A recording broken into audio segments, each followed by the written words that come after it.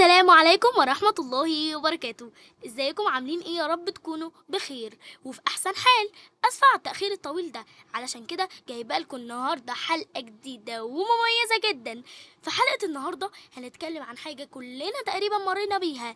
بنبدأ بحماس ونقول خلاص دي المرة اللي هكمل فيها، بس بعد كام يوم الحماس بيختفي والخطة بتبوظ ونرجع تاني لنفس النقطة. طب ليه ما بنكملش؟ وازاي نخرج من الدايرة دي؟ وازاي نوصل بجد للحاجة اللي تعبنا علشانها؟ ده اللي هنعرفه سوا بإذن الله النهاردة. خليكم معانا.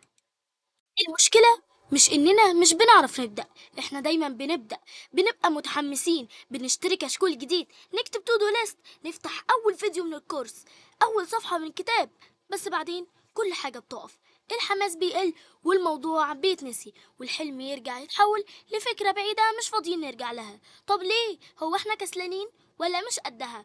ولا احنا أصلا مش عارفين ننجح؟ الحقيقة ولا واحدة من دول. احنا مش كسلانين ومش فاشلين، احنا بس مش فاهمين نفسنا كفاية. في 3 أسباب بيخلونا نبدأ وما نكملش، ولما عرفناهم بدأنا نفهم المشكلة من جوانا، مش نجلد نفسنا وخلاص. هنا إن احنا بنعتمد على الحماس مش على النظام.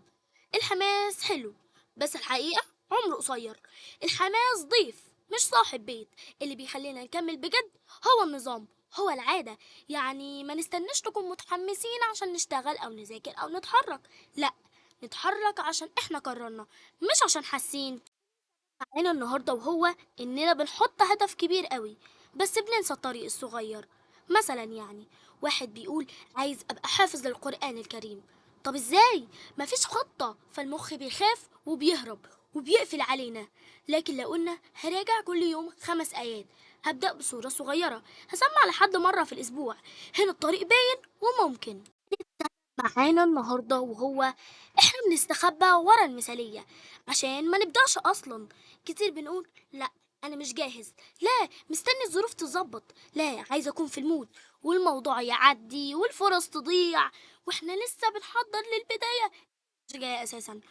البداية البسيطة أهم من إننا نستنى البداية المثالية. فاكرين أول يوم بدأنا فيه حاجة كان حلو؟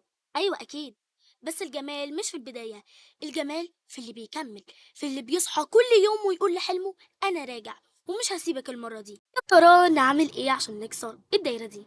أول خطوة معانا نقسم الهدف الكبير لأهداف صغيرة. يعني بدل ما نقول أنا هخلص الكورس، نقول هسمع أول فيديو النهاردة حتى لو 5 دقايق. خطوة معانا النهاردة وهي إننا نربط الهدف بحاجة بنحبها.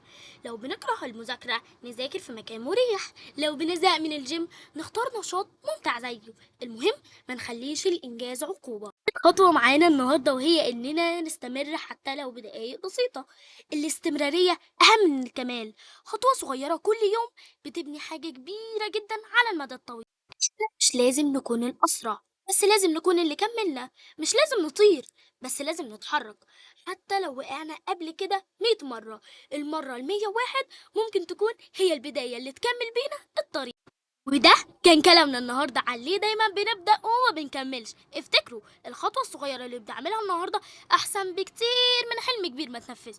ربنا يرزقنا الثبات ويقوينا على كل حاجة بنحاول نوصل لها. صلوا على النبي وما تنسوش تعملوا لايك واشتراك في القناة وتكتبوا لنا في الكومنتات رأيكم وتقولوا لنا إيه الحاجة اللي بدأتوا فيها قبل كده ونفسكم ترجعوا لها. ويا رب دايما نكمل كل اللي بدأناه سوا. وبس كده، كان معاكم ملاك إسلام من قناة الحكاية بتقول إيه.